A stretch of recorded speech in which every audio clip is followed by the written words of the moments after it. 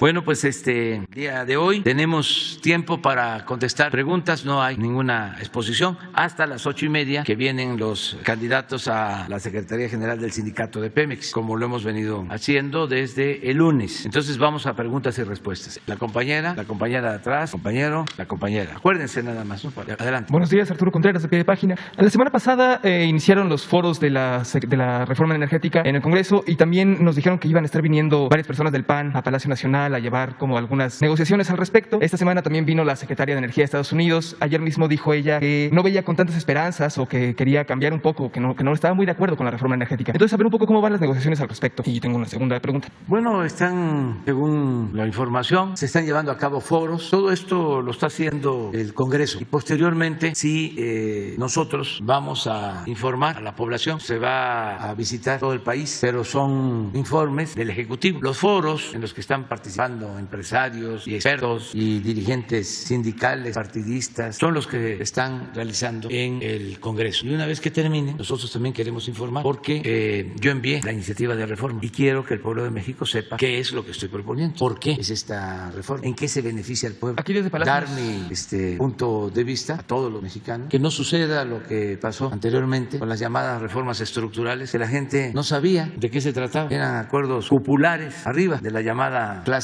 política, y el pueblo no tenía información. Así aprobaron la reforma energética, la reforma educativa, la reforma fiscal, y se perjudica al pueblo y se perjudica a la nación, y es totalmente injusto, indebido que los ciudadanos no estén informados. Hay que garantizar el derecho a la información. Eso es lo que vamos a hacer. Pero ya inició el proceso de diálogo, de debate en el Congreso, y vamos también nosotros a hacer lo mismo en los estados. Quizá no pueda ir yo a todo el país, pero sí van a ir secretarios, secretarias a informar, y van a venir aquí también para informar en qué consiste la iniciativa de ley, qué dicen los artículos, por qué se está proponiendo esta reforma. Desde luego ya se sabe en lo general que es para que no haya abusos, que se corrija el gran abuso que significa que los grandes centros comerciales paguen menos por la luz que los hogares, que las familias, incluso que las grandes corporaciones comerciales paguen menos por la luz que los que tienen una tienda de abarrotes, que se revise cuánto subsidio del presupuesto se entrega a las empresas extranjeras, que se hable sobre la intención perversa de destruir a la Comisión Federal de Electricidad para que todo el mercado eléctrico quede en manos de las empresas, sobre todo extranjeras. La gente no sabe, por ejemplo, que la energía eléctrica que se produce en las presas, en las hidroeléctricas, no se consideran con la ley vigente como energías limpias, y por lo mismo no despachan esa energía, cuando todos sabemos de que la energía que se produce con agua en las hidroeléctricas es energía limpia y barata. Nada más que, como esas hidroeléctricas pertenecen a la Comisión Federal de Electricidad, las castigan. Por eso en Angostura, en Chicoacén, en Malpaso, en Peñitas, aunque hay 6 turbinas, solo trabaja 1 o 2 porque les prohíben que suban energía a la red para no competir con las empresas particulares extranjeras. Entonces, todo esto irlo exponiendo. Luego, el tema del litio, que es importantísimo porque es un mineral estratégico. ¿Cómo estará la situación del litio? Que una de estas dependencias que crearon los neoliberales corruptos, la llamada Comisión de Competencia Económica, que la crearon para proteger a las empresas y afianzar la privatización, acaba de autorizar que se lleve a cabo una operación donde una mina en Bacanora, Sonora, pase a ser propiedad del gobierno chino. Imagínense eso. Nosotros no queremos que el litio lo manejen potencias extranjeras, ni de Estados Unidos, ni de China, ni de Rusia. El litio es de los mexicanos. Pero fíjense el nivel de perversidad que hay en todo esto. ¿Por qué crearon estos organismos supuestamente autónomos? Nos enteramos porque andamos pendientes, pero es lo que está de por medio. Son los bienes de la nación. Entonces, ahí viene en esa iniciativa de que el litio es un mineral estratégico para beneficio de los mexicanos. Y eso la gente pues no lo conoce bien. Hay que explicar para qué se usa el litio, por qué es tan estratégico en la industrialización del futuro, para la transición energética. Entonces, eso es lo que estamos viendo. Y en una segunda pregunta, ahora con el asesinato reciente de periodistas en esta semana, se señalan mucho las fallas del mecanismo de protección, pero no del federal, del estatal, ¿no? Muchos de los casos que llegan al mecanismo federal de protección a periodistas se llevan a los mecanismos estatales porque el federal no tiene la capacidad. Entonces, a partir de todas estas movilizaciones y del clamor de justicia que tenemos desde el gremio, ¿se ha pensado en modificar los mecanismos de protección a periodistas estatales? ¿O qué manera se tiene para garantizar la seguridad de los periodistas? Hay un proceso de revisión de estos mecanismos para la protección de periodistas y de luchadores sociales. Está a cargo de Alejandro Encinas, secretario de Gobernación, y se va a buscar también acuerdos con los gobiernos estatales para profundizar en este tema tan importante, el de dar la protección a periodistas. Ayer, por el mecanismo de protección, se evitó el asesinato de un periodista en Oaxaca, y estamos trabajando en eso, y estoy seguro que vamos a lograr mejorar todo lo que es la protección a los periodistas. Buenos días, presidente. Diana Benítez, del periódico El Financiero. En días pasados un juez ordenó a la Fiscalía General de la República abrir una investigación contra el subsecretario Hugo López-Gatell por homicidio, por omisión en el manejo de la epidemia. ¿Cómo responderá el gobierno y su opinión al respecto, por favor? Pues de apoyo a Hugo López-Gatell. Creo que no solo es una injusticia, sino es una actuación de mala fe, diría de odio. No se toma en cuenta que los servicios prestados a la sociedad por el doctor Hugo López-Gatell han sido excepcionales. Es un profesional de primer orden, serio. Es una dicha el que contemos en una circunstancia tan difícil con un profesional con tanto conocimiento sobre la materia. Es de los mejores especialistas en pandemia del mundo. Ahora que nos invitaron a la Casa Blanca y en la agenda iba el tema del COVID, no dudé en invitar a Hugo López-Gatell. Es una autoridad y es una gente decente, un hombre honesto, un auténtico servidor público. Pero es tanta la descomposición, la inmoralidad de los conservadores. Y como no les han resultado sus pronósticos de desastre, y hemos ido avanzando, enfrentando la pandemia y no con malos resultados. Si lo vemos en el concierto de las naciones, pues están obnubilados. O sea, es una cosa irracional por completo. Pero no solo son los que denuncian, son los de arriba. Y mucha gente que es susceptible de manipulación, pero no son pocos, son millones, porque así es el conservadurismo. Por una denuncia que interpusieron. La decisión de este juez es por una denuncia que interpusieron familiares de las víctimas que han fallecido. Sí, pero es desde luego producto del rencor, del odio y de la politiquería, con todo respeto. Me consta de que el doctor Hugo López-Gatell es un profesional responsable. Empezamos desde que comenzó la pandemia a atender a todos. Imagínense lo que fue levantar un sistema de salud que estaba en el suelo, caracterizado por la corrupción, porque se han dedicado a saquear, se robaban hasta el dinero de las medicinas, las adulteraban. Entonces, como todo eso se terminó, pues los que hacían los grandes negocios se dedicaron a impulsar, a echar a andar una campaña de desprestigio, pensando que nos iban a hacer cambiar de parecer, que íbamos a dar marcha atrás, que por la campaña, ¿no?, de medios íbamos a decir, van a ver cómo nos entendemos. No, si aquí no venimos a soportar o a ser cómplices de corrupción y de impunidad, aquí venimos a limpiar de corrupción. A eso llegamos. Eso fue lo que ofrecimos en la campaña. Eso es lo que estamos haciendo. Y quisieron jugar a las vencidas. Hasta hace poco, uno de estos distribuidores de medicina, de los predilectos, llegó a ofrecerme disculpa. Y yo quisiera, porque yo creo en el perdón, nada más que no olvido, yo quisiera que pasara un tiempo y que luego ellos mismos aceptaran de que abusaron, de que participaron en un régimen corrupto. Y si ahora de verdad están arrepentidos, ¿por qué no? Después de un tiempo, que vuelvan a participar. Pero no es nada más, les ofrezco disculpa. No, espérate un tiempecito. Vamos viendo. Porque ya no les resultó la campaña. Y así en otras cosas. Si uno está convencido de sus ideales, de sus principios, no va uno a andar dando bandazos, tiene uno que mantenerse. Entonces, por eso ya la denuncia contra el doctor Hugo López-Gatell tiene todo nuestro apoyo. ¿Se apelaría entonces ¿Mande? ¿Se buscaría apelar esta decisión por parte de la Secretaría de Salud? Sí, se le va a dar todo el apoyo jurídico y se van a presentar todos los argumentos, pero también el apoyo político y moral. No es nada más de que ahí el doctor Hugo, ¿no?, es la defensa de un compañero, de un responsable de la política contra el COVID. Y ahí están los resultados. ¿Queremos ver los resultados? Vamos a verlos. De nuevo, lo que no les gusta. A ver, 3 láminas. ¿Por qué resolvimos de que esta variante no fuese tan dañina? Porque avanzamos en la vacunación. Está demostrado que el que está vacunado 1 o 2 veces y tiene vacuna de refuerzo no se hospitaliza. Está demostrado. ¿Quiénes están hospitalizando? ¿Quiénes desgraciadamente fallecen? ¿Quiénes no están vacunados? ¿Y qué fue lo primero que hicimos? Vacunar y conseguir las vacunas y hablar con los gobiernos de todo el mundo y disponer de más de 40,000 millones de pesos y entregar anticipos. Y fuimos en América Latina el primer país en recibir vacunas y tenemos reservas para todo este año y para todos, de manera democrática, sin distinción. A todos se les garantizó el derecho a la salud, en este caso a la vacunación. Yo no sé, ustedes o quienes están viendo, ¿qué hubiese pasado con los gobiernos corruptos que se tenían? Si están hasta queriendo cobrar las pruebas, porque ellos no tienen convicciones en favor de la gente, del pueblo, no quieren al pueblo, no le tienen amor al pueblo. Ellos lo que les interesa es el dinero, ese es su Dios, y lo material, y el que les vaya bien a ellos. Son individualistas, egoístas e hipócritas, y también muy corruptos, muy rateros. Entonces, no tienen la lámina de en qué lugar estamos en el mundo en vacunas. Bueno, decirles que tenemos una reserva en México de alrededor de 30 millones de dosis. Tenemos ya fábricas para envase de vacunas. Aquí hay algo también que no debemos de olvidar, la importancia de tener una vacuna. El que se haya hecho esta vacuna en un año fue una bendición. ¿Saben cuánto llevó tener una vacuna para la viruela? 300 años, 3 siglos. Y por eso, cuando llegaron los europeos, invadieron México, y trajeron la viruela, pues teníamos 14, 16 millones de habitantes. Ya para la independencia, después de 3 siglos, la población de México era de la mitad. Y apenas cuando se inicia el movimiento de independencia, aparece la vacuna de la viruela. Que hablan siempre de civilización, pero imagínense, ¿qué es la esencia de la civilización? Pues el ser humano. Y si teníamos 14 millones de habitantes y en 3 siglos de dominación colonial se redujo la población a 7 millones, ¿dónde está el avance civilizatorio? Que porque sí tenemos templos y hubo universidades, sí.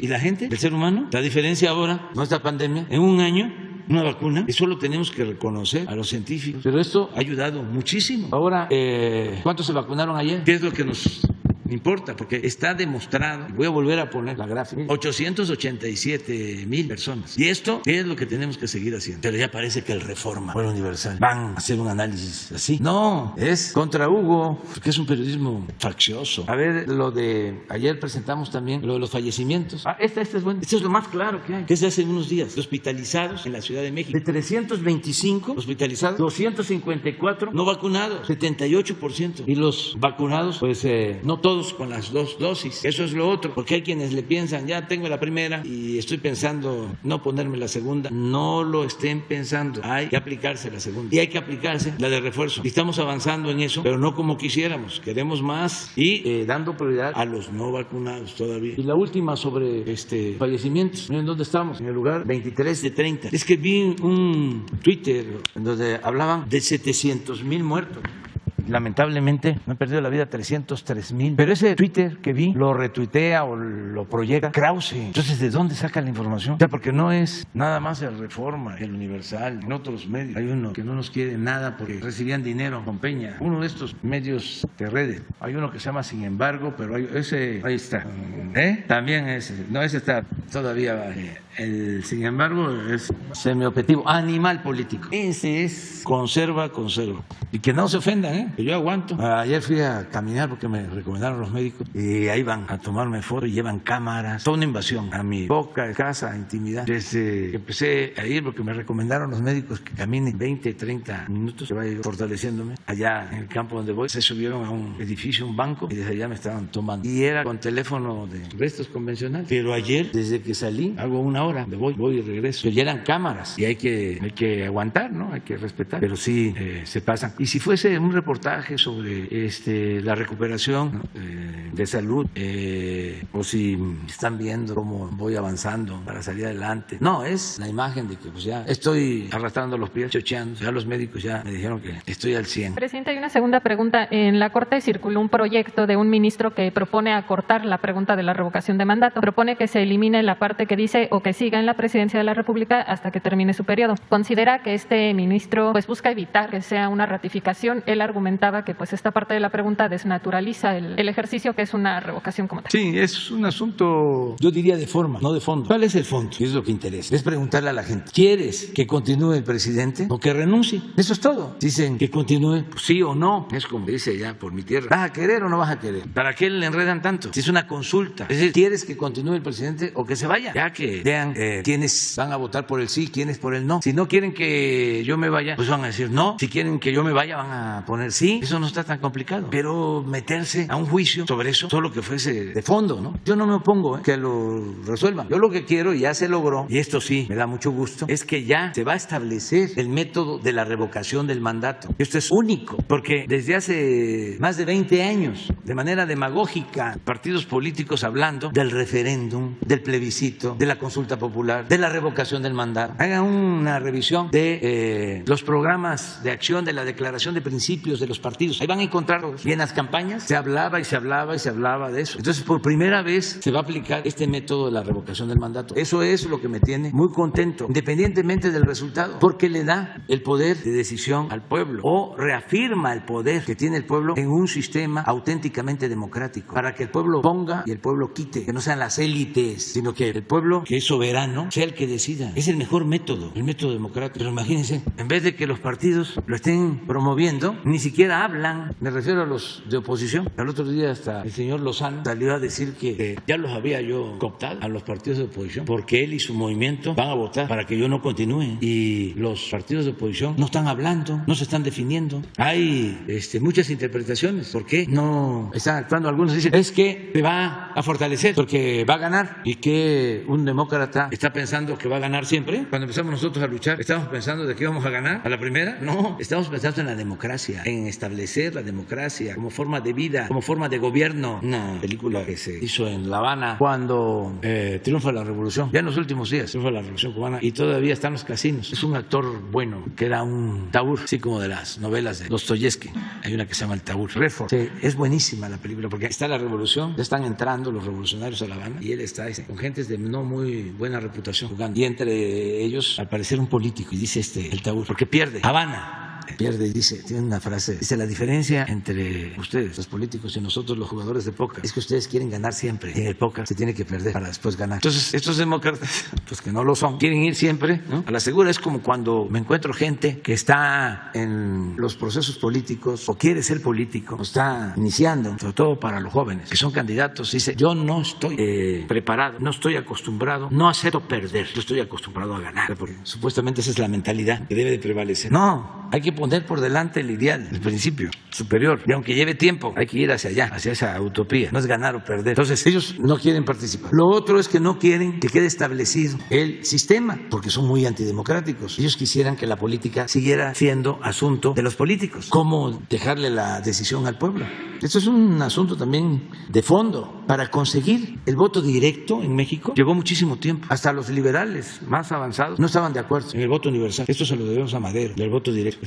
Y no les gusta, porque no son demócratas, no les gusta que sea el pueblo el que decida. Y lo otro, por lo que no quieren, supongo, es porque no quieren acreditar el método. No quieren que se establezca el hábito, porque están pensando hacia adelante. Y si dejamos establecido el mecanismo para el futuro, si un presidente se cree omnímodo, todopoderoso, pues se puede recurrir al método de la revocación del mandato. Entonces, lo de la pregunta, pues sí, importa, ¿no?, que lo resuelva. Pero lo más importante es que el día 10 de abril a votar, que se instalen todas las casillas y todos a participar. Y finalmente, presidente, si sabe si la Secretaría de Hacienda ya enviará la respuesta formal al INE sobre el asunto del presupuesto, aunque ya sabemos en qué sentido irá la respuesta, porque creo que vence el plazo el 31 de enero, si esperarán el plazo final. Gracias. Pero ya va a enviar, creo, ¿no?, la respuesta. Es que el secretario de Hacienda asistió a una reunión de jefes de Estado y de ministros o secretarios de Hacienda de Chile, sí, en la Alianza del Pacífico, Perú, Colombia. Creo que viene hoy o mañana, ya está por acá. Entonces ya va a atender eso. ¿Quién sigue? Buenos días, presidente. Meme Yamel de Damexico News y Sin Censura. Presidente, sobre el tema del sindicato de Pemex, aprovechando que los candidatos vienen a hacer estas exposiciones, algunos trabajadores de Pemex han denunciado de forma escrita en las páginas de la Secretaría del Trabajo y también en redes sociales que hay un bloqueo por parte de simpatizantes de uno de los candidatos a este sindicato para evitar el registro de los trabajadores en los módulos que puso la Secretaría, y que el próximo 31 pues ellos no puedan ejercer su voto. Incluso nos han informado que Lamberto Alonso, ex jefe de Recursos Humanos de Pemex, y Alejandro Cabrera, exfuncionario que de hecho fue despedido en 2020 a raíz de un video que grabé y que en Sin Censura pues vino y se le presentó en la mañanera, son quienes están asesorando a este candidato, que es Ricardo Aldana. ¿Qué acciones va a tomar, presidente? ¿Cuál es el proceso a seguir por parte de la Secretaría para que se garantice realmente un voto histórico, que los trabajadores puedan realmente ejercer un voto libre, cuando hay dos exfuncionarios de Pemex que asesoran al candidato que estaría incluso fue el operador político, el operador financiero del Pemex Gate? ¿Cuáles serían estas acciones que pueden tomar los trabajadores y que la Secretaría, no sé si se podrían reforzar los centros? Esa es la pregunta, y sobre todo porque aquí afuera también hay una protesta de extrabajadores de Pemex que fueron despedidos por estar buscando que se ejerza un voto libre y un voto secreto, y que de verdad puedan hacer historia los sindicatos. Bueno, ya presentas tu denuncia. El director de Pemex tiene que dar respuesta. Nosotros tenemos la obligación de garantizar el voto libre y secreto, y no hay preferencias para nadie. Y ahora que viene la secretaria del Trabajo, le vamos a pedir también que aclare o dé respuesta a tu denuncia, Luisa María Alcalde. Pero en general estamos cuidando todos de que no haya fraude, de que se respete el voto de todos los trabajadores, mujeres y hombres, y que no haya manipulación, amenaza, bloqueo, nada, absolutamente. Si no, no estaríamos aquí dando este espacio, porque no somos nosotros alcahuetes, mucho menos cómplices de actos antidemocráticos. Tenemos que hacer valer la democracia. Entonces, si hay estas dudas, cosas que se denuncien. Desde luego es un proceso inédito, van a haber todavía algunos intentos, ¿no?, de control, de manipulación, pero también lo decía yo ayer, el trabajador de Pemex ya están muy conscientes y no se van a dejar manipular. Además es secreto, es que antes para votar era un salón, tenían que presentar su ficha, no había voto secreto. Ahora ni tienen que asistir a ningún lado a votar, es donde haya señal, ni ahí solitos van a decidir. Ese es el procedimiento nuevo y tenemos que respetar la voluntad de la mayoría. Y como lo acabo de decir, son procesos. ¿Cuánto tiempo tienen sin democracia en el sindicato petrolero? En los sindicatos en general, con algunas excepciones. Yo recuerdo que en los sindicatos había democracia en el SME. Y eso en los últimos tiempos, porque también los gobiernos liberales se esmeraron en destruir a los sindicatos independientes. Y otro ejemplo, los maestros del movimiento democrático. Pero hasta ahí, no demás, acarreo, consigna, eran famosos los bailes, las fiestas en las elecciones de hace algunos años en el sindicato petrolero. Casi era mano alzada, están de acuerdo con el compañero, la compañera, sí.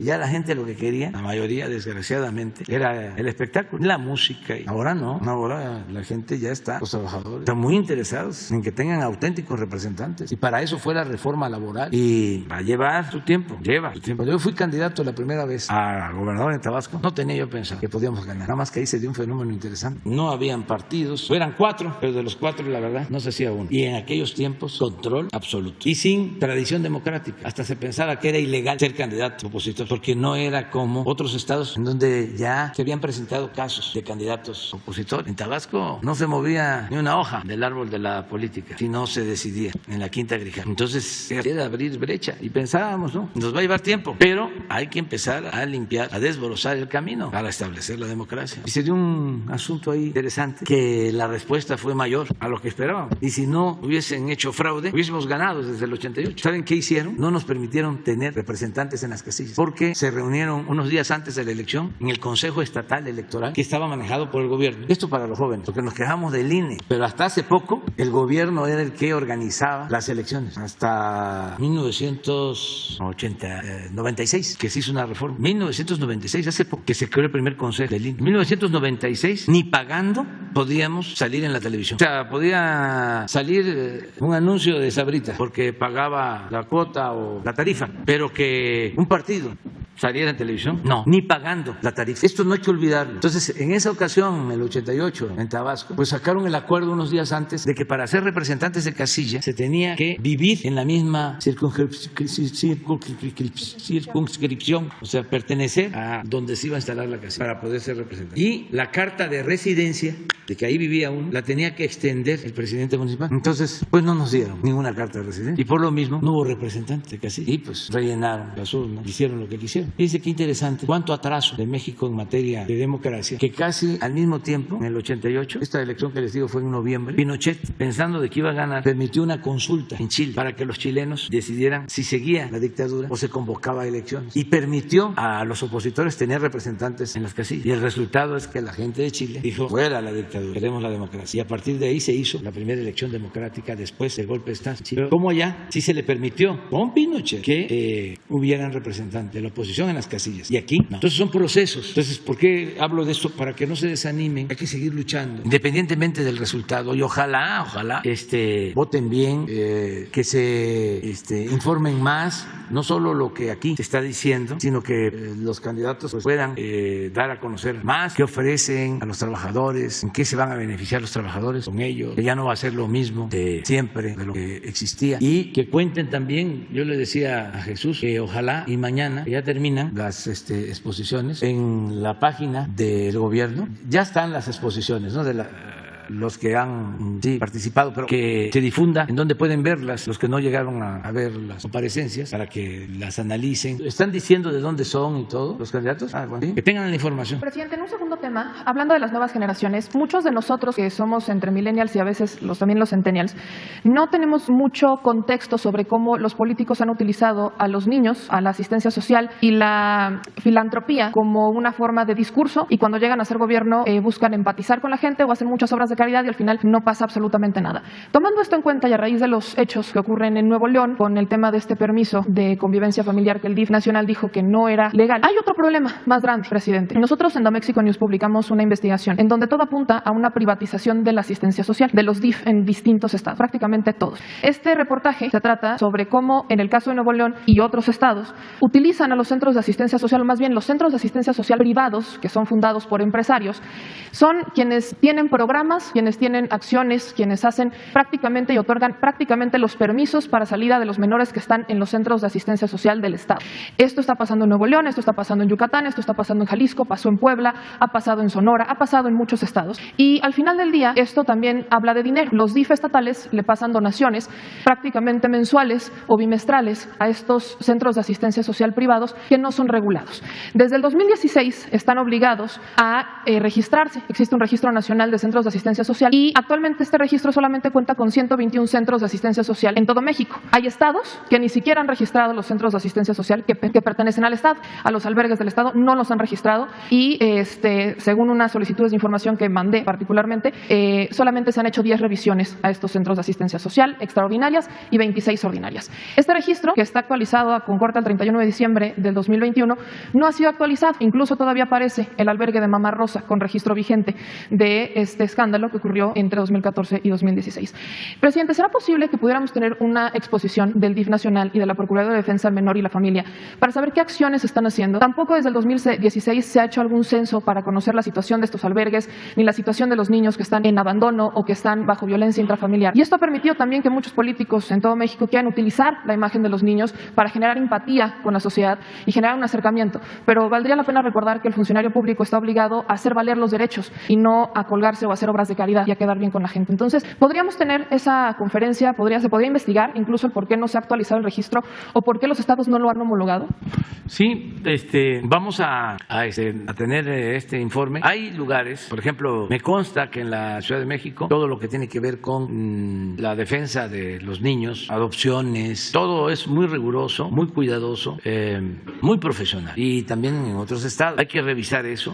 Antes la filantropía se usaba, no en todos los casos, pero como un mecanismo para no pagar impuestos o para presumir con sombrero ajeno, ¿no? Empresas que tenían fundaciones para el cuidado de niños porque eran deducibles de impuestos. Eso ya no está dando y hay que hacer una revisión sobre esto. Y desde luego hay muchas asociaciones no gubernamentales que ayudan bastante de corazón a niñas, niños, huérfanos y que incluso participan en los jurados de adopción. Sin embargo, es importante dar una revisada de cómo están funcionando. Yo aprovecho para informarles y ya con esto terminamos. Ya nos quedamos para mañana. Va a ser una compañera que le tenemos mucha confianza porque tiene mucha sensibilidad social y ha venido aquí también, ha actuado como periodista. Ella va a ser la próxima directora del DIF, Nuria Fernández. Entonces la estamos promoviendo porque es puro corazón. Es una mujer buena, una mujer de buenos sentimientos, de convicción, honesta. Ella va a ser. Entonces vamos a que tome posición y que esta sea su primera tarea, informar cómo están albergues, ¿no?, de niñas, niños. Tenemos pendiente lo del plan de atención a niñas, niños de la calle. Hicimos el compromiso y seguir con las adopciones, procurando que se garantice, ¿no?, el que tengan su hogar las niñas, los niños, que los quieran mucho. Y vamos a pedirle a Nuria que venga en unos 15 días, si te parece. Sí, presidente. Nada más antes de que se vaya sobre este mismo tema, ¿qué va a pasar con el CIPINA? Mucho se ha hablado aquí del CIPINA, de que se integraría, valdría la pena integrarlo a la Secretaría de Gobernación, pero preocupa particularmente el CIPINA, que hay ciertas organizaciones, una particularmente vinculada a Claudio X González, quien forma parte del CIPINA. Entonces, ¿qué va a pasar? Uno busca al CIPINA y nos dice que no dan conferencias, no dan entrevistas, no dan nada. Entonces, ¿se va a continuar con ese proyecto? Nuria, también para eso es.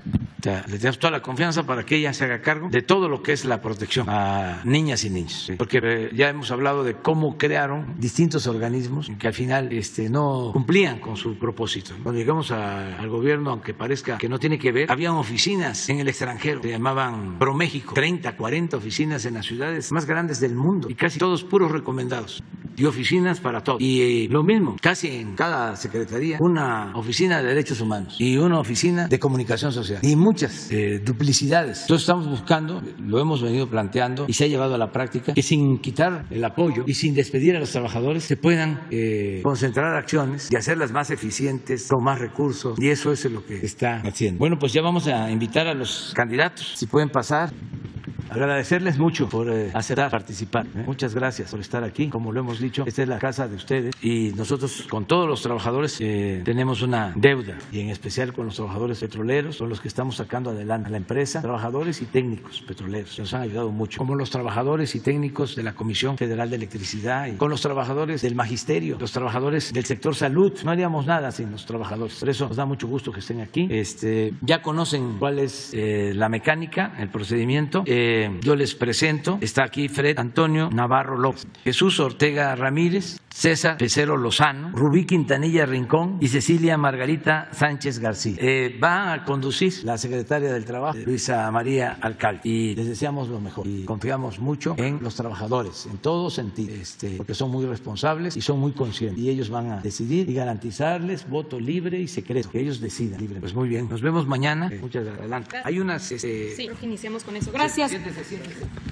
Muchas gracias, presidente. Pues bienvenidos, bienvenidas los 5 candidatos. Agradecemos a los medios de comunicación, a los que nos escuchan. Vamos a retomar este ejercicio de transparencia, de democracia. Pero antes de darle la palabra a los candidatos que nos acompañan el día de hoy a dirigir un mensaje para los trabajadores petroleros, pero no solamente para ellos, para la nación, por la importancia que tiene este sindicato para nuestro país.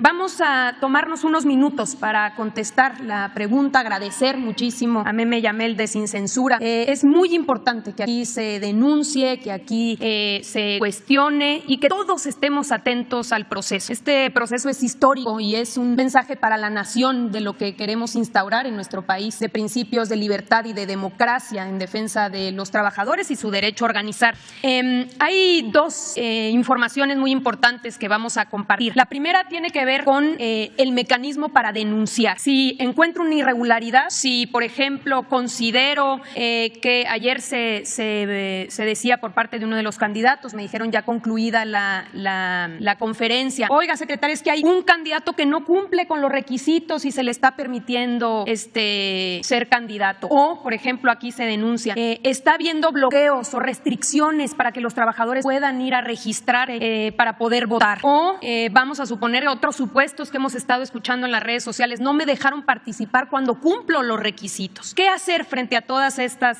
posibles inconsistencias? Aquí el Centro Federal el día de ayer sacó este comunicado, en realidad digo para dar más información, pero es muy importante, primero porque el Centro Federal de Conciliación y Registro Laboral es la autoridad producto de la reforma laboral que da vigilancia al proceso. Si hay queja, si hay denuncia, aquí está el correo electrónico para poder presentar cualquier tipo de inconformidad. Aquí el Centro Federal de Conciliación y Registro Laboral pone a disposición el correo electrónico inconformidades.pemex@centrolaboral.gov.mx para recibir quejas, denuncias o inconformidades de las y los trabajadores sobre la elección a secretario general del Sindicato de Trabajadores Petroleros de la República Mexicana. Al corte del día de ayer se nos informó que se habían recibido 22 denuncias. Es muy importante porque se preguntó al centro laboral si había recibido algún tipo de denuncia, por ejemplo, de lo que se nos comentaba ayer, y no era el caso. Entonces, claro que uno lo puede expresar, siempre las redes sociales ayudan, pero se necesita y es muy importante que se haga a través de los mecanismos institucionales que existen y se ponen a disposición. Que no se tenga temor, incluso estas denuncias y estas quejas pueden ser anónimas. Lo importante es que se adjunte evidencia, que yo pueda tomar fotografía, video. ¿Qué pasa, por ejemplo, el día de la elección? Si de repente empiezo a identificar que se está convocando a los trabajadores a un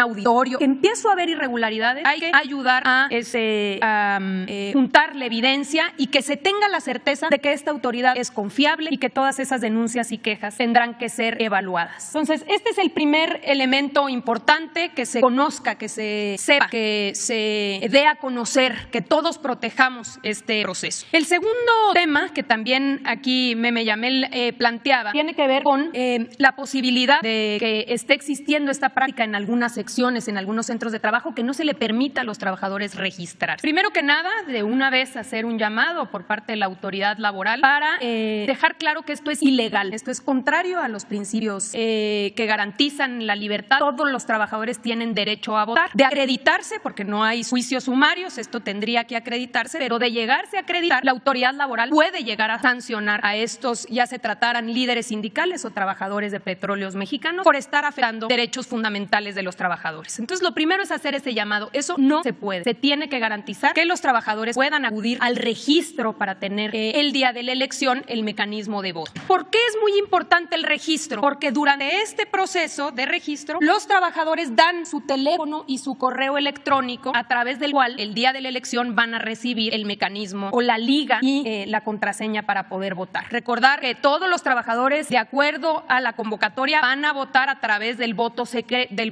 electrónico. Esto es inédito, pero es muy importante porque va a ayudar a garantizar que sea secreto y que no haya ningún tipo de coacción. Entonces, es muy importante el registro. El registro concluye el día sábado y aquí se puso a disposición por parte del sindicato y también la Secretaría acompaña ese registro, 2 teléfonos. Si yo identifico que no lo puedo hacer de manera presencial, lo puedo hacer vía telefónica. El registro 55 23 94 11 29 y también el teléfono 55 41 34 25 47. En un horario de 9 de la mañana a 4 de la tarde, insistimos, hasta el día sábado. Todas y todos los que no se han registrado, acudir ya sea a los puntos de registro o hacerlo vía telefónica. Que nadie nos quite el derecho a poder expresarnos y a poder definir y decidir quién será el próximo dirigente. Dicho lo anterior, pasamos ahora sí a darle la palabra a nuestros 5 invitados del día de hoy. Como ya lo hemos venido realizando desde el día lunes, cada una y uno de ellos tiene 5 minutos y la idea es que se pueda conocer quiénes son, de dónde vienen y sobre todo cuáles son sus propuestas, por qué los trabajadores deberían elegirlos para estar al frente de este sindicato tan importante. Así que lo haremos por orden alfabético y vamos a darle primero la palabra a Fred Antonio Navarro López. Adelante.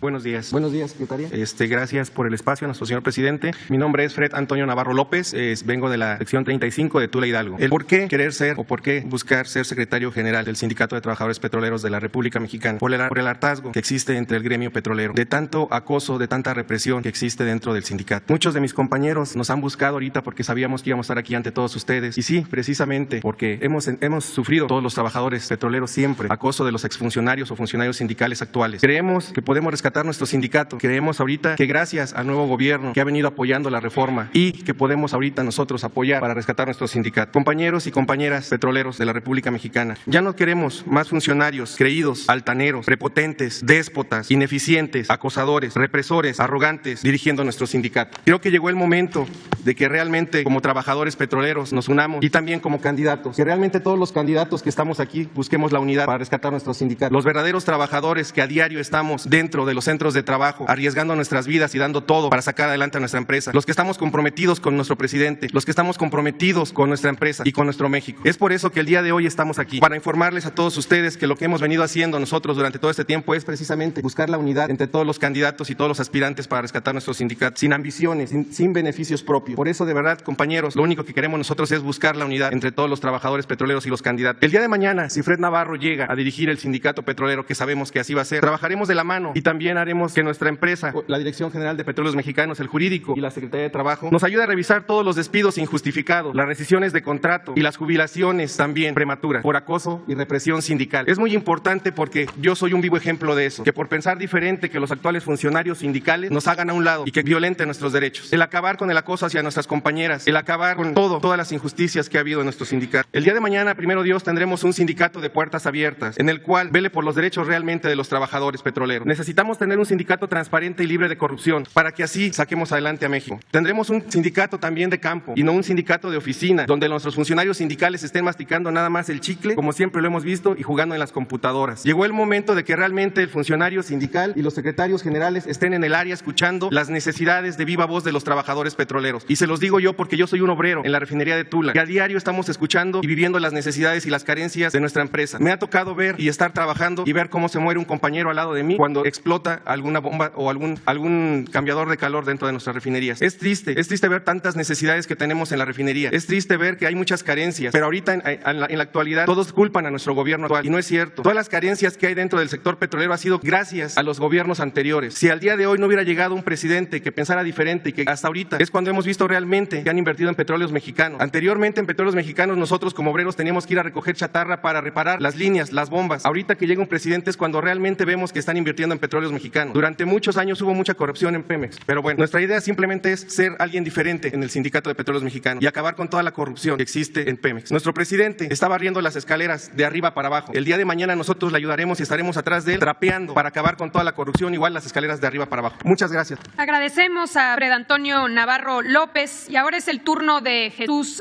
Ortega Ramírez. Adelante. Buenos días, licenciada Luisa María. Buenos días a todas y a todos. Mi nombre es Jesús Ortega Ramírez, ficha 147407, con una antigüedad en Pemex de 32 años, de la sección 15, de planta por jubilación de mi padre, señor Santiago Ortega Ledesma. Compañeros de las 36 secciones, así como los compañeros heroicos marinos de la flota petrolera de Pemex, me es grato comunicarles que estoy en espera se dé cumplimiento al mandato judicial dictado en un laudo favorable para un servidor y la Secretaría de Trabajo y Previsión Social tenga a bien entregarme la toma de nota como secretario general del Comité Ejecutivo General y del Sindicato de Trabajadores Petroleros de la República Mexicana para concluir el periodo 2018-2024. Por lo que a usted, señor presidente Andrés Manuel López Obrador, respetuosamente solicito su intervención a fin de que se cumpla este mandato judicial.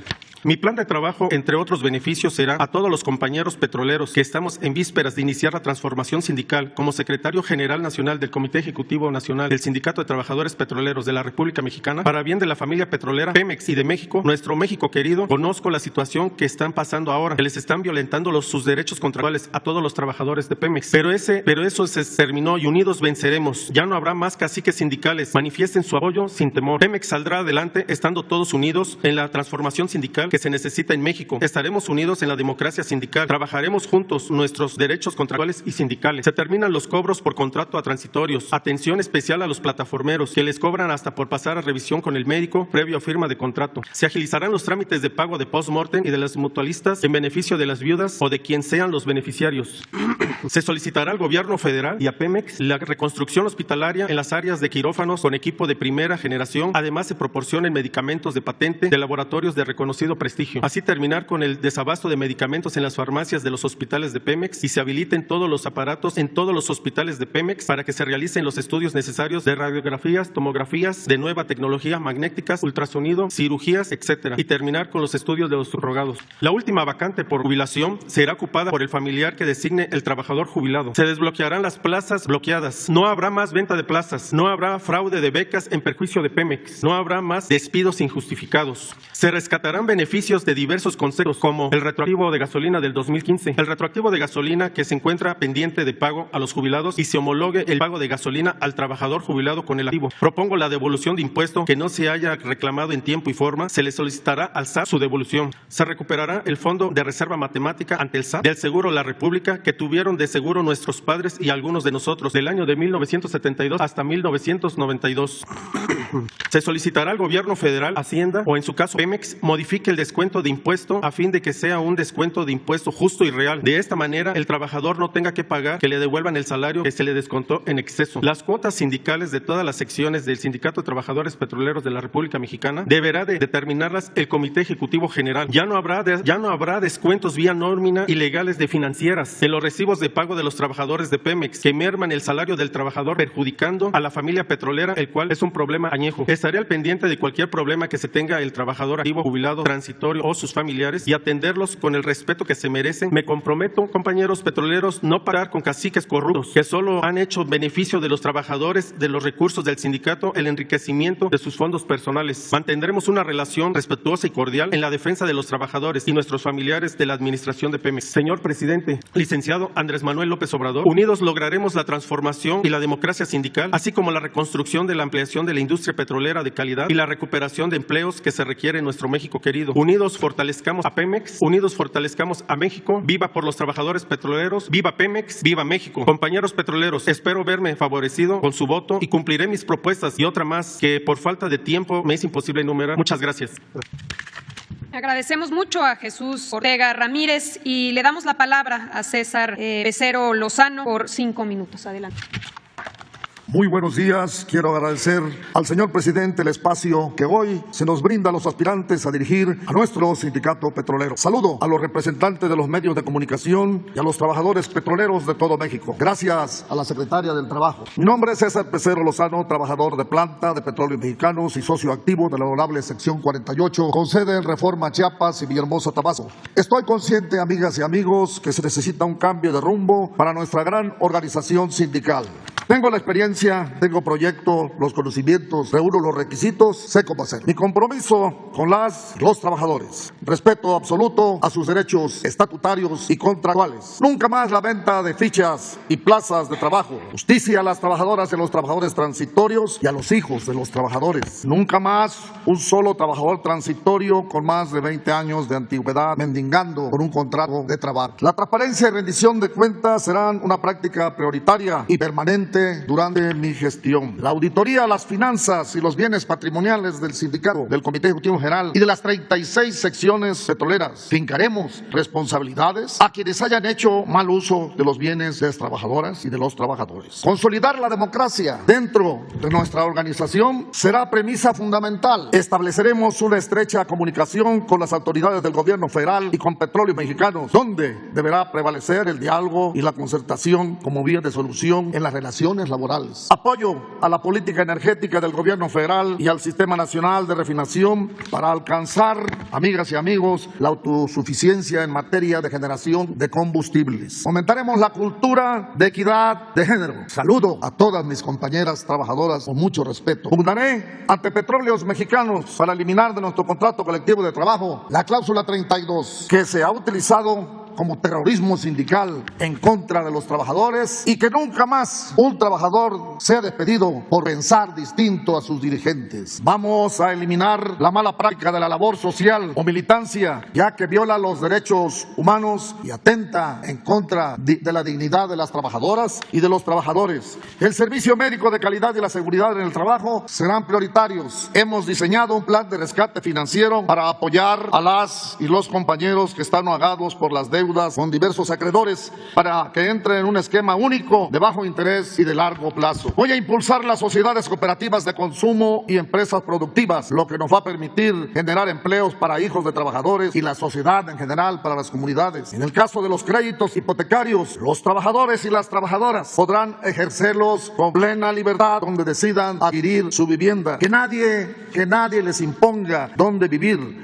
Compañeras y compañeros, fomentaremos el deporte en diversas disciplinas y en todas las sedes sindicales. Vamos a impulsar las actividades artísticas y culturales, académicas y recreativas en todas las secciones petroleras. Pugnaremos por revertir el acuerdo que tomó la actual dirigencia de nuestro sindicato para cambiar el régimen de jubilación por el de pensión. No habrá jubilados de primera ni jubilados de segunda. No a las pensiones, sí a las jubilaciones. A favor de mis compañeras y de mis compañeros todo, en contra nada. Vamos todos a eliminar para siempre la corrupción. Vamos juntos por un sindicato de puertas abiertas, con sensibilidad y sentido humano, donde el trabajador se le trate como persona y no como un número de ficha, y en mí encontrarán siempre una mano amiga. Muchas gracias al señor presidente por impulsar la democracia en la vida de los sindicatos de nuestro país. Amigas y amigos petroleros de México, hagámoslo juntos, no bajemos la guardia en la democracia sindical, ni un paso atrás. Que viva el sindicato petrolero, que viva Petróleos Mexicanos. Con la fuerza de la unidad vamos a seguir avanzando. Muchas gracias a César Pecero. Vamos a pasarle la palabra a Rubí Quintanilla Rincón. Adelante.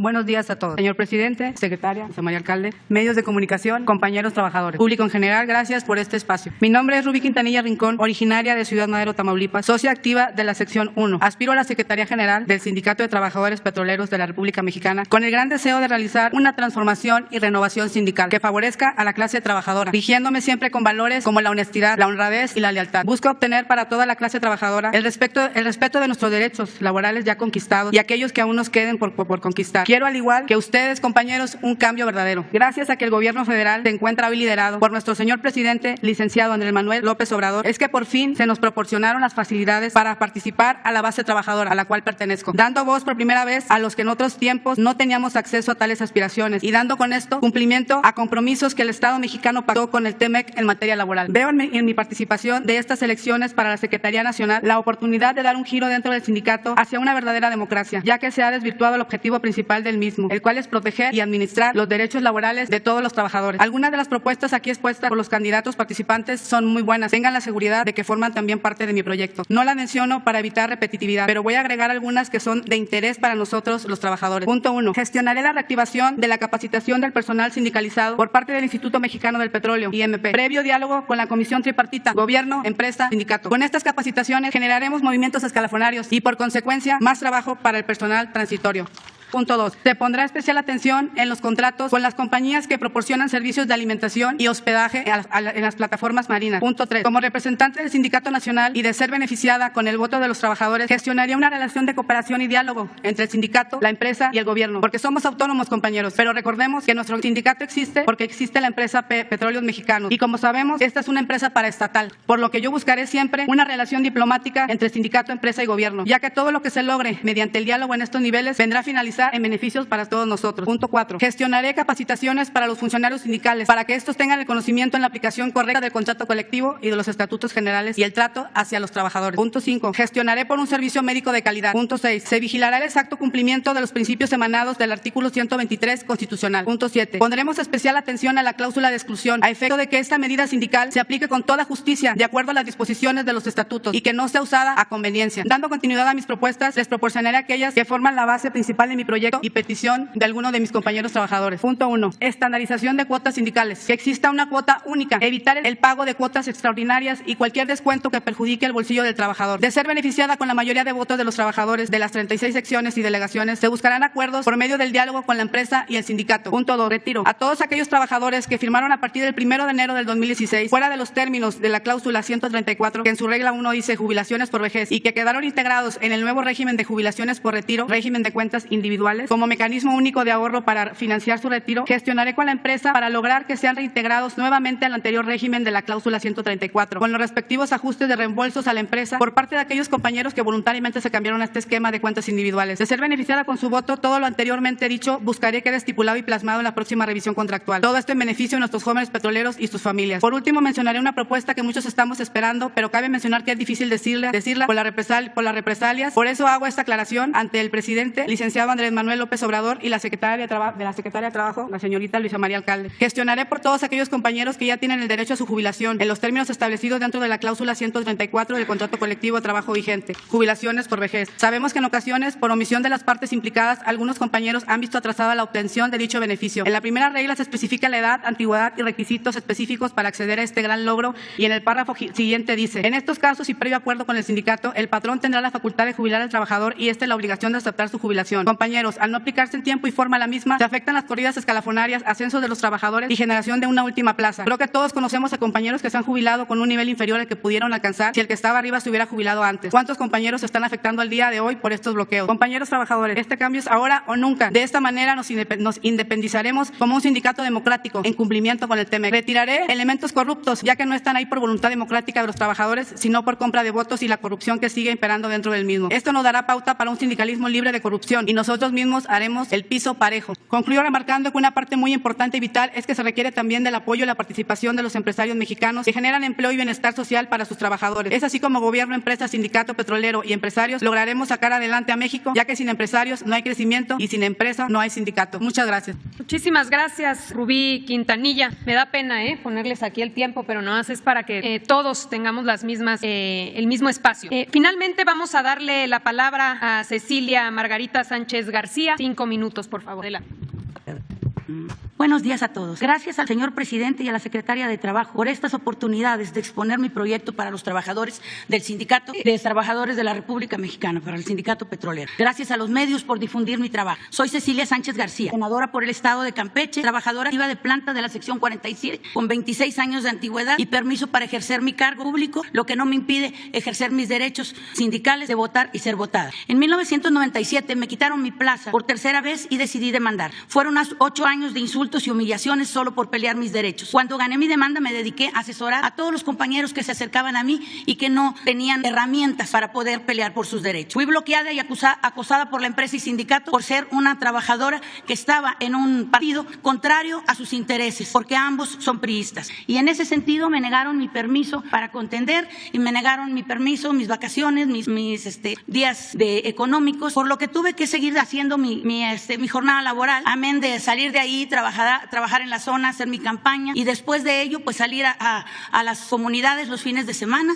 y a los municipios de mi estado, por lo que me gané el mote de la senadora que trabaja. Al mes de llegar al Senado impulsé la iniciativa de democratización sindical. ¿No tienen a favor que me regalen? No la vi, muchísimas gracias. Es que ando un poquito mal de los bronquios. Al mes de llegar al Senado impulsé la iniciativa de democratización sindical, transparencia y rendición de cuentas, la cual fue plasmada en la reforma laboral y desde esa fecha me dediqué a dar foros en todos los estados petroleros para cambiar la mentalidad de mis compañeros y que supieran que ahora ya había cosas plasmadas en la ley con las que podían pelear sus derechos. Solicitud de préstamo administrativo, prioridad en la vacunación de mis compañeros, ya que ellos han seguido trabajando a pesar de la pandemia. Revisión de los contratos de alimentación y hospedaje que han bajado su calidad y que han atentado contra la salud de los trabajadores petroleros. Revisión de los contratos de medicamentos en hospitales, ya que hay enfermedades crónicas como la diabetes y la hipertensión y no se cubrieron esas necesidades, no alcanza el medicamento. He desarrollado un proyecto que tendrá como prioridad acabar con la corrupción, incluye la igualdad de género, la revocación de mandato, la rendición de cuentas y garantiza transparencia al trabajador, ya que a través de él podrá hacer trámites como préstamos hipotecarios, administrativos, becas para sus hijos, vacaciones sin tener que acudir al sindicato y el sistema además le avisará al trabajador cuando le toca un ascenso en su escalafón y si lo requiere en la misma aplicación podrá presentar su visto bueno, ya que en la actualidad por todos estos procesos nos cobran, nos hacen trampa, nunca sella el sindicato de recibido, nunca nos han dado garantías a los trabajadores para que podamos pelear los trámites que ya hemos realizado. Esta aplicación además tiene la Ley Federal del Trabajo, tiene la nueva reforma laboral y contiene también el contrato colectivo, los estatutos y de ser favorecida con el voto, cargaremos también los escalafones y el padrón de trabajadores para que los trabajadores cuando hagan un trámite puedan estar seguros de que su trámite está avalado por la ley. Esto ahorrará tiempo y gastos de viaje a los compañeros que no radican en el lugar donde se encuentra su centro de trabajo, como son los casos de los trabajadores que están en plataforma, que tienen que viajar para poder tramitar sus vacaciones, sus permisos y todo. Y también evitará el roce tanto del funcionario como con el trabajador, porque ese es el que se presta para cobrarles todos los moches. Los trabajadores petroleros actualmente pagamos por fichas, por plazas, por ascensos, por vacaciones, por todo pagamos. Si no, pregúntenle a Pecero y a Aldana, que son de esta generación de corruptos. He denunciado el enriquecimiento ilícito de Carlos Antonio Romero de Champs y la venta de fichas, plazas, delincuencia organizada, recursos, desvío de recursos, evasión fiscal, peculado, y denuncié a Manuel Limón en la Fiscalía por falsificación de sellos oficiales. Metimos la impugnación de la candidatura de Aldana, que no puede ser candidato por ser de confianza, por su participación en Pemex Gate y por participar también en la mal llamada reforma energética, al igual que César Pecero, que son traidores a la patria y no les ha importado lesionar la fuente de trabajo de los petroleros, patrimonio de los mexicanos. Los trabajadores estamos hartos de promesa. Mis iniciativas ya están en la ley y mi proyecto a favor de los trabajadores es un hecho que respalda mi candidatura. Todos sabemos que en nuestro sindicato jamás ha habido elecciones libres, secretas. Esta es la primera vez que se implementa un voto electrónico y quisiera que todo fuera una fiesta y quisiera poder decir que sí es un ejercicio democrático, pero desgraciadamente la plataforma la están manejando ellos. Los trabajadores estamos inconformes con tener que darles los datos porque no los piden para registrarte en el Sirvolab. Los piden y nos hacen que los anotemos en unas listas que se va a donde están ellos para que puedan estar coaccionando al trabajador. El día que me fui a registrar, me siguieron con los compañeros que me estaban saludando para tomarles fotos y a los 5 minutos les estaban llamando la atención de parte de la oficina de los actuales funcionarios. Se está haciendo, las elecciones seccionales fueron también una simulación, ya que se cometieron muchas faltas. Se les dejó ser a los actuales funcionarios juez y parte. Se les pidió, discúlpeme señorita, esperamos 80 años a que nos hicieran justicia los sindicalistas y esperamos 3 años después de que llegó nuestro presidente para poder decir lo que pensamos. Muchísimas gracias por su tiempo. No fueron democráticas, ya que se les dio la oportunidad de ser juez y parte. Ellos sacaron la convocatoria, pusieron las reglas, pusieron el tribunal electoral y también contaron los votos. Entonces no hay secreción. hipocresía, no hay garantía para el trabajador. Estos procesos fueron iguales en todas las 36 secciones y nada más están pidiendo que se repita el proceso en 4. No es un premio de consolación, queremos que se caiga ese proceso. Lo mismo están haciendo con la elección de la Secretaría General, que se llevará a cabo a través de la Secretaría de Trabajo y el sistema Sirvola, pero está entregada la plataforma a ellos y nos piden, como dice la secretaria, nombre, ficha, teléfono, correo electrónico, nos toman foto y se quedan con todos esos datos. No lo suben simplemente a la plataforma, a la aplicación, y le están pidiendo a los trabajadores, a uno les están pagando y a otros los están amenazando y les están pidiendo la fotografía del voto, ¿verdad? Pecero. Sí. Entonces no podemos hacer nada porque también el observador está como eso, como observador, entonces no participa para nada. Así que era muy simple subir el padrón de los trabajadores a una plataforma y que los trabajadores nos pudiéramos registrar electrónicamente desde cualquier punto de la República para poder avalar que nuestra ficha se supone es única, poder avalar nuestro voto. Mi proyecto es posible si se hacen verdaderas elecciones democráticas. Secretaria, usted y yo somos de la 4T. Tenemos la obligación de ser congruentes. Tenemos la obligación de no avalar que continúe la corrupción en el sindicalismo en México, en nombre de una autonomía sindical que no nos han dejado ejercer. ¿Es cuánto? Agradecemos mucho a Cecilia Margarita Sánchez García. Con ella concluimos la participación de los 5 candidatos que nos acompañaron el día de hoy. Hay que mencionar, aunque se repita, lo dijimos al inicio, pero es muy importante porque la democracia la tenemos que defender todos los que nos están escuchando, los trabajadores petroleros, los candidatos. Todos tenemos que hacer de la práctica democrática una costumbre y no es sencillo. Tenemos décadas de atraso en materia sindical donde no había participación, no había una cultura del hablar, de alzar la voz, de denunciar. Entonces tenemos que avanzar en ese sentido. Recordarles cuál es el mecanismo para recibir las denuncias y quejas. Es muy importante que lo que se expresa aquí se pueda también expresar en el mecanismo. Adelante. Pueda también traducirse en la queja que se presenta. Entonces, si nos ayudan nuevamente a publicar el correo electrónico del comunicado que fue enviado por el Centro Federal. El correo es inconformidades.pemex@centrolaboral.gov.mx. También recordar que la plataforma, el Sirvolab, fue desarrollado por la Secretaría del Trabajo. No existía en nuestro país, no existe actualmente una plataforma para el voto electrónico. Entonces, estuvimos trabajando varios meses, 4 o 5 meses, desarrollando esta plataforma que es segura. ¿Qué garantiza el voto electrónico? Pues que no haya el famoso acarreo, que no te pidan la fotografía del voto, que tú puedas votar en la intimidad de tu domicilio, pero eso hay que defender. Que se vea mal y que se vuelva una cultura y que sea tachado aquel que te dice por quién votar, que te intimida, que establece que va a haber represalias, que va a haber sanciones si no decides por lo que ellos te mandaran. Entonces, estas son las razones por las cuales el presidente sugirió el voto electrónico y que posteriormente el sindicato aceptó y sacó la convocatoria al respecto. Asegura la secrecía, evita presiones y coacción del voto, garantiza elecciones en paz, libres de violencia y también garantiza resultados rápidos y confiables. Estamos en el terreno de lo inédito. Sabemos que esto no ha sucedido anteriormente y que va a ser un ejemplo, no nada más es para el sindicato de Pemex. Idealmente esta plataforma se va a utilizar en las otras elecciones. Vienen las elecciones en la UNAM, vienen elecciones en el sector maquilador, vienen muchas elecciones y tenemos que ir abriendo brecha, abriendo terreno. Entonces es muy importante este sistema de votación y para poder tener la garantía de que se reciba la liga y la contraseña, pues tiene que haber este registro. Por eso insistir en que la convocatoria emitida o ampliada el día de ayer por el sindicato es hasta el día sábado. Parece que todos ya saben, pero no es el caso, así que promover que se tiene hasta el sábado para registrarse y para poder ejercer su derecho al voto. Les agradecemos muchísimo que nos hayan acompañado el día de hoy y mañana vamos a concluir con los últimos 5 participantes de los 25 candidatas y candidatos que hoy se postulan para dirigir uno de los sindicatos más importantes de nuestro país, el Sindicato Petrolero. Muchísimas gracias y hasta mañana. ¿Ese es suyo?